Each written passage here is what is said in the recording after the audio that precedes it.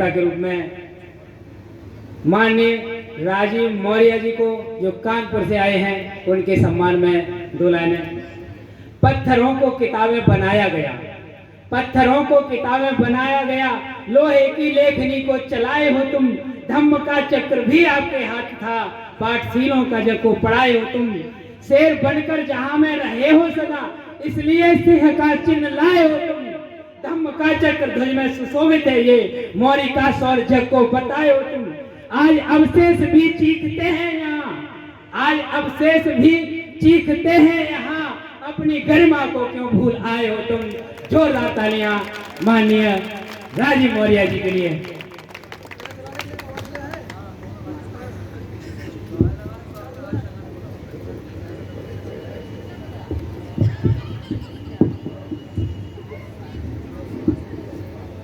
बहुत बहुत धन्यवाद माननीय संचालक महोदय। आज सबसे पहले तिबित पावनी बुद्ध पूर्णिमा की मंच से लेकर पंडाल तक सभी को हार्दिक मंगल कामनाएं ज्ञापित करता हूं, बधाई देता हूं। तत्पश्चात सर्वप्रथम हमारे देश की आन बान शान राष्ट्रीय ध्वज का नमन करते हुए हमारे देश की गौरव गरिमा के प्रतीक राष्ट्रीय प्रतीक चिन्ह का नमन करता हूं। विभिन्न जाति धर्म संप्रदाय के लोगों को सम्मान पूर्वक जीने का अधिकार दिलाने वाले एकमात्र राष्ट्रीय धर्मग्रंथ भारतीय संविधान का नमन करते हुए असभ्य मानवता को सभ्यता का पाठ पढ़ाने वाले महान चिकित्सक, महान अर्थशास्त्री, करुणा के सागर, विश्व गुरु शाक्य मुनि तथागत गौतम बुद्ध को नमन स्मरण करते हुए आज हमारे सम्मानित मंच में उपस्थित पूज्य धर्मगुरु को नमन वंदन करते हुए भिक्षु संघ का नमन वंदन करता हूं।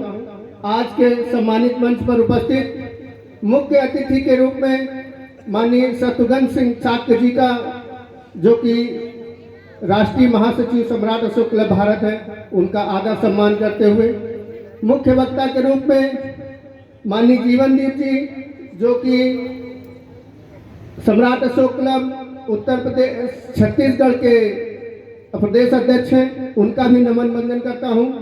इसी क्रम में विशिष्ट अतिथि के रूप में माननीय रामचंद्र लोधी जी, माननीय पुष्पेंद्र कुशवाहा जी, माननीय डॉक्टर अभिजीत शाक्य जी एवं माननीय सरिता शाक्य जी का आप सभी का हार्दिक स्वागत वंदन अभिनंदन करते हुए आज आप लोगों के द्वारा कासगंज की टीम के द्वारा जो झांकी निकाली गई, उसका जो जोश था वो देखने लायक था। मैंने ज्यादा नहीं देखा, लेकिन जितना देखा वो काबिले तारीफ था। पूरी टीम को तहे दिल से इस सफल कार्यक्रम की बधाई देते हुए कहना चाहूंगा कि ले चल कारवां उस मंजिल की ओर। ये कासगंज टीम के लिए है कि ले चल कारवां उस मंजिल की ओर जो धम्म में जीवन जीना सिखाती हो। ले चल कारवां उस मंजिल की ओर जो धम्म में जीवन जीना सिखाती हो, अशोका की लोकहित नीति को संग लेकर। ध्यान रहे कि धम्म में जीवन तब सफल होगा जब सम्राट अशोक की लोक कल्याणकारी नीतियां हमारे साथ होंगी। तो अशोका की लोकहित नीतियों को संग लेकर निज कल्याण से वसुधैव कुटुंबकम तक जाती हो, उस मंजिल की ओर ले जाना है। आज का यह पावन दिवस भगवान बुद्ध के 3 विशेष अवस्थाओं को परिलक्षित करता है।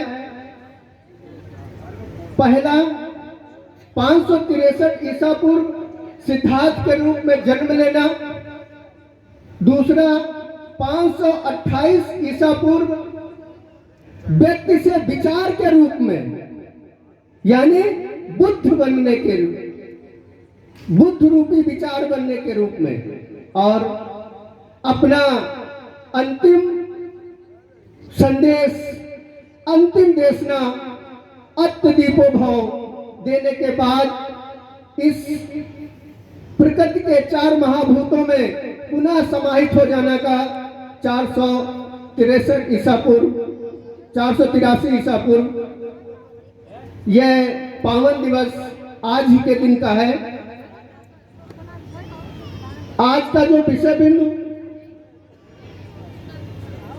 वर्तमान भारत में, आधुनिक भारत में भगवान बुद्ध के धम्म की प्रासंगिकता। धम्म है क्या? धम्म पर चर्चा हो रही। धम्म है क्या? धम्म कोई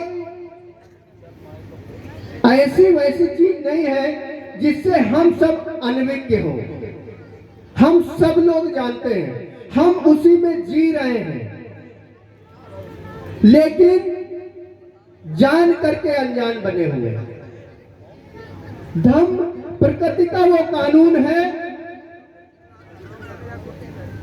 प्रकृति का वो रहस्य है जिसके द्वारा उत्पत्ति, विकास और विनाश का क्रम लगातार चल रहा है। उत्पत्ति, विकास और विनाश का क्रम लगातार चल रहा है, यानी गतिशीलता। अगर गतिशीलता है तो ये समझ लीजिए कि हमारा एनवायरनमेंट धम्ममय है। अगर नदियों का प्रवाह रुक जाएगा तो क्या होगा? क्या होगा? पानी सड़ने लगेगा, सड़ने लगेगा, विकार पैदा हो जाएगा। पृथ्वी की चाल रुक जाए, क्या होगा? हमारा जो भौतिक वातावरण है, पर्यावरणीय वातावरण है, वो थम जाएगा। अगर धूप है तो धूप ही बनी रहेगी, बरसात हो रही तो बरसात ही तो रहेगी, जाड़ा है तो जाड़ा ही होता रहेगा। अगर मनुष्य की सांस थम जाए तो क्या होगा? क्या होगा? सब लोग जानते हैं। और अगर व्यक्ति के शरीर में रक्त का संचार रुक जाए तो एट लास्ट कि उसको यहां पर रहने का भी अधिकार नहीं रहेगा, वो नहीं रह पाएगा। यानी गतिशीलता, चाहे वो प्रकृति की हो, चाहे वो व्यक्ति की हो, बहुत ही जरूरी है। यही धम्म है। और उस धम्म को भगवान बुद्ध ने किस तरह से, ये भगवान बुद्ध जब सिद्धार्थ थे, हम लोगों ने भी अपने जीवन में देखा है, जब हमारे मन के अनुरूप समाज में कोई भी कृत्य होते हैं तो हमें आंतरिक पीड़ा होती है कि नहीं होती है? बताइएगा। अगर जो चीज हमें अच्छी नहीं लग रही है, समाज को अच्छी नहीं लग रही है, और उस तरह की घटनाएं अगर समाज में घटित हो रही है तो अच्छा लगता है कि खराब लगता है? खराब लगता है ना। शायद जो फीलिंग आज हमको आ रही है वही फीलिंग कभी बुद्ध को भी आई होगी, सिद्धार्थ को भी आई होगी। और समाज की उस विषमताओं को, उस असामाजिकता को उन्होंने समता में बदलने के लिए लोगों के अंदर जो अशांति थी, उस अशांति को शांति में परिवर्तित करने के लिए उन्होंने अपना वैभव त्याग दिया। वैभव त्याग करके जिस तरह से आज कोई बच्चा किसी कॉलेज में एडमिशन लेता है और 5-6 साल पढ़ाई करने के बाद में डॉक्टर, इंजीनियर, वकील बन करके निकलता है कि नहीं निकलता है? एक नए अवतार में निकलता है, नए रूप में निकलता है। उसका सब कुछ विकसित हो चुका होता है। सब कुछ से मतलब उसका ऊपर का हिस्सा विकसित हो चुका है, जिसको हम लोग मानसिक स्तर कहते हैं, वो विकसित हो चुका होता है। और भगवान बुद्ध ने उसी तरह 6 साल अपने ही शरीर को प्रयोगशाला बनाया। उनके लिए कोई स्कूल कॉलेज नहीं था, उन्होंने अपने ही शरीर को प्रयोगशाला बनाया और उसी शरीर के अंदर से जो उनके अनुभव थे, उन अनुभवों को लोगों तक देशना के रूप में देने का काम चालू किया। उन्होंने धम्म के रूप में सबसे पहले 2 अतियों की बात करी। 2 अतियों की बात करी। हम मध्यम मार्ग में चले, किसी चीज की अधिकता और किसी चीज की न्यूनता अगर होती है तो हमारा बैलेंस खराब होता है। अगर हमें बैलेंस बना करके चलना है तो हमें मध्यम मार्ग पर चलना पड़ेगा। इसके बाद में उन्होंने 4 आर्य सत्य का उन्होंने प्रतिपादन किया। हमारे पूज्य भंते जी ने इस पर व्याख्या की होगी। 4 आर्य सत्य, और इसके बाद में उन्होंने हम जैसे लोगों के लिए, हम जैसे लोग कौन, जो गृहस्थ में रहते हैं। आज हम बात केवल गृहस्थ में रहने वाले, इस समाज में लगातार रहने वाले, जो समाजीकरण की प्रक्रिया से लगातार निरंतर टच रखते हैं, उनके लिए केवल हम बात करेंगे। भगवान बुद्ध का धम्म उनके लिए क्या कहता है? उन्होंने कहा कि बुद्ध, धम्म और संघ की शरण जाना है। बहुत सारे लोग कहते हैं कि अगर हम बुद्ध की बात करेंगे, बुद्ध की शरण में जाना है, तो हम गौतम बुद्ध की बात सोचते हैं। बहुत सारे लोग सोचते हैं कि गौतम बुद्ध की बात हो रही है। गौतम बुद्ध की बात नहीं हो रही है। बुद्ध ने कहा कि आप अपनी बुद्धि विवेक की शरणागत हो जाएं। जो व्यक्ति अपनी बुद्धि और विवेक के शरणागत होता है, उसका कहा हुआ मानने लगता है, वो प्रायः सत्य मार्ग पर चलने लगता है, सत्य मार्ग पर चलने लगता है। इसके बाद धम्म, बोले वो धम्म वही जो समतावादी है, जो मानवतावादी है, ऐसी विचारधारा को रखने वाले सिस्टम को अपनाना, धम्म को अपनाना है। जो प्रकृति के कानून को मानता हो, प्रकृति किसी के साथ में भेदभाव नहीं करती, सबके साथ समान व्यवहार करती है। अगर धूप निकली है तो सबको बराबर गर्मी लगेगी, बरसात हो रही है तो सब बराबर भीगेंगे, एक जगह खड़े हैं और बरसात हो रही तो सब बराबर भीगेंगे। ऐसा नहीं है कि एक ही जगह बरसात हो रही है, 3 लोग खड़े हैं तो तीनों लोगों के ऊपर पानी कम ज्यादा पड़ेगा, नहीं, बराबर भीगेंगे। यही धम्म है। और इसके बाद इस समतावादी विचारधारा के लोग, जो लोग हैं, उनके साथ में रहना। जब हम अच्छे लोगों की संगति करेंगे तो हमारा जो आचरण होगा वो भी अच्छा हो जाएगा। और फिर इसके बाद उन्होंने 3 शरण और 5 सील दिए। भंते जी ने अभी उसका हम लोगों ने ग्रहण भी किया उनको, और इसके बाद बूस्टर भी लगाया गया। हमको बूस्टर डोज लेनी पड़ेगी, किसकी? धम्म की। 3 पंचशील, ये वो बूस्टर डोज है। अगर हमने बूस्टर डोज ले ली तो ये समझ लीजिए कि हम अब इस बीमारी से दूर रहेंगे। और एक बहुत बड़ी विडंबना है। कैसी विडंबना?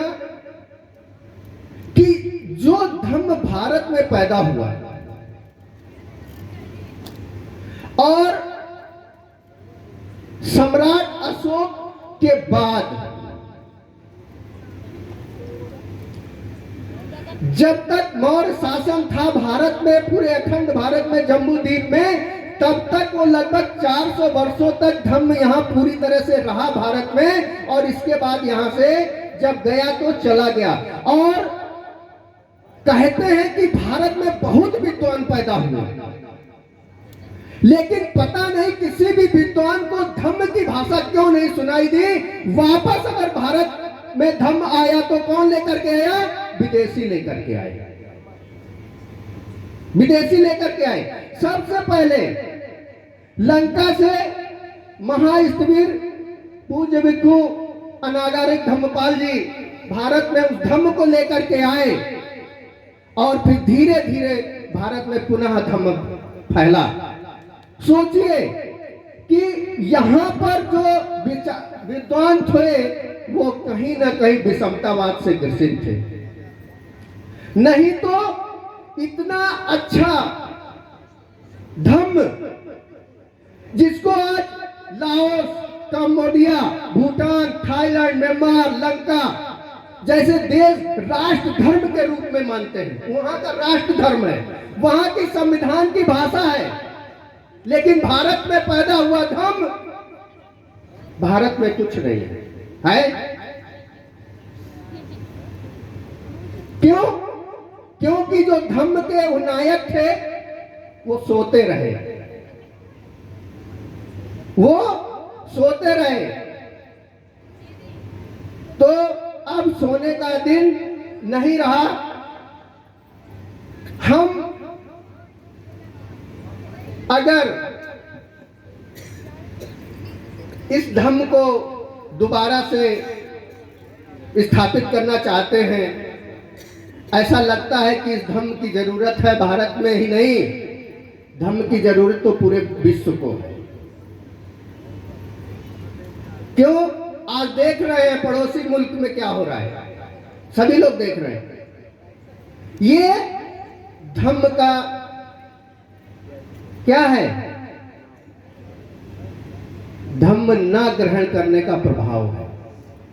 अगर उस मुल्क ने इस धम्म की भाषा को जाना होता तो शायद आए दिन ये जो आतंकवाद है, विदेश सीमा से ही नहीं, ये देश के अंदर भी है। कहीं आतंकवाद है, कहीं जातिवाद है, कहीं धर्मवाद है, कहीं नक्सलवाद है, ये देश में भी है। ये केवल और केवल उस धम्म की पहचान न करना, धम्म को व्यक्ति के अंदर समाहित न कर पाने की जो क्षमता है उसकी वजह से है। इसके लिए भगवान बुद्ध ने अपने ही समय में कहा था कि अत्ता ही अत्तरो नाथो, कोई नाथो परोसिया। सेल्फ डिपेंड, आज बात होती है सेल्फ सेल्फ डिपेंड की बात होती है। अक्सर बात करते हैं ना, सब लोग कहते हैं कि हम अगर सेल्फ डिपेंड हो जाएं तो हमारा पूर्ण विकास हो जाएगा। तो भगवान बुद्ध ने उस समय कह दिया था कि अत्ता ही अत्तनो नाथो, कोई नाथो परोसिया, अत्ता और नाव सुदंते नाथन लभति दुर्लभम। अर्थात आपको अपना ही नाथ बनना पड़ेगा, आप ही अपने नाथ है, तुम्हारा दूसरा कोई स्वामी नाथ नहीं हो सकता। जब आप अपने ही अधीन हो जाएंगे तो कोई भी चीज आपके लिए दुर्लभ नहीं है। एक चीज बताइए कि सोना आभूषण कब बनता है? सोना आभूषण कब बनता है? जब वो 1050 डिग्री सेंटीग्रेड तक तपाया जाता है, तभी ना आभूषण बनता है कि पहले खान से निकला और आभूषण बन गया। ऐसा नहीं है। 1050 डिग्री तक उसको पहले टेम्परेचर पे गलाया जाता है और गलाने के बाद में फिर सांचे में डाल करके उसको आकृति प्रदान की जाती है। तभी भगवान बुद्ध ने कहा था कि तुम में ही किंचंगा तपंगा तारो तथागता पटिपन्नापमो खंती झानियो मार बंधना। तपना तो तुमको ही पड़ेगा। ये धम्म भाषण का विषय नहीं है, बुद्ध भाषण का विषय नहीं है, धम्म और बुद्ध आचरण का विषय है। हम जितना उसको अपने अंदर समाहित करेंगे ये उतने ज्यादा निखरेगा। जैसे बताया ना, सोना जितना ज्यादा तपता है उतना ज्यादा उसमें निखार आता है। बुद्ध ने कहा कि तपना तुमको खुद पड़ेगा। खुद उसको अपने अंदर पैदा करने की जरूरत है। और आज पूरे विश्व में अशांति, आतंकवाद एक गंभीर समस्या बना हुआ है। बुद्ध ने बड़ी ही सरल भाषा में उस समय अपने टाइम कहा था कि ना ही वेरेन वेरानि समन्ति धं कुचांगनं अवेरेन चा समन्ति एस धम्मो सनातनो। सनातन की तो खूब बात हो रही है इस समय। सनातन की बूम है कि नहीं है? सब सनातनी हो गए, लेकिन सनातन है क्या ये नहीं जानना चाहते हैं और ना उसका आचरण करना चाहते हैं। भगवान बुद्ध ने किसको सनातन कहा? मित्रता, प्रेम, करुणा, दया, बराबरी, ये है सनातन। अभी मैं कह रहा था ना कि बारिश होगी तो सभी को बराबर लगेगा, ये सनातन है। अगर आग के अंदर जलाने की प्रवृत्ति है तो हमारे पैदा होने के पहले भी थी, जब हम पैदा हुए आज भी है, और हम इस सृष्टि में नहीं रहेंगे तब भी उसकी प्रवृत्ति बनी रहेगी। जो पहले थी आज है और भविष्य में भी बनी रहेगी, यही सनातन है। और हम जिस सनातन की आज हमारे समाज में बात हो रही है वो सनातन वनातन नहीं है, प्रकृति का कानून ही सनातन है। और इस धम्म की ताकत, एक छोटी सी दृष्टांत, जिस समय अंगुलीवाल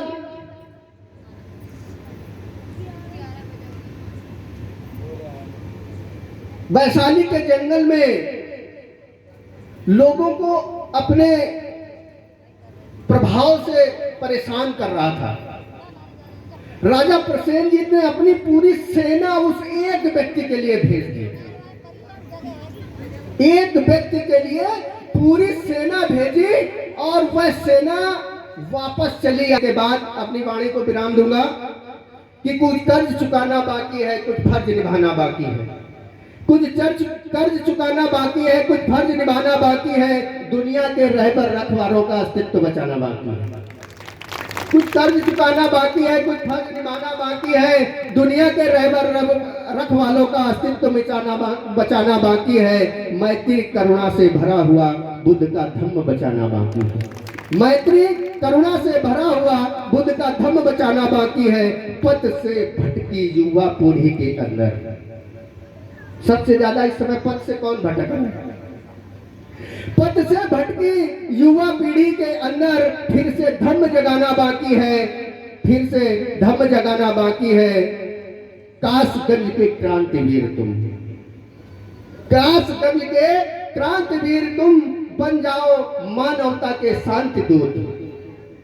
कासगंज के क्रांतिवीर तुम बन जाओ मानवता के शांति दूत, क्योंकि विश्व पटल पर एक बार फिर मैत्री दीप जलाना बाकी है, मैत्री दीप जलाना बाकी है। मंच से लेकर सामने बैठे हुए सभी सम्मानित लोगों का पुनः हार्दिक आभार ज्ञापित करते हुए, पुनः आज के पावन दिवस की हार्दिक मंगलकामनाएं ज्ञापित करते हुए अपनी वाणी को विराम देता हूं। श्रेष्ठ भारत, जय भारत, नैतिक भारत, नमो बुद्धाय।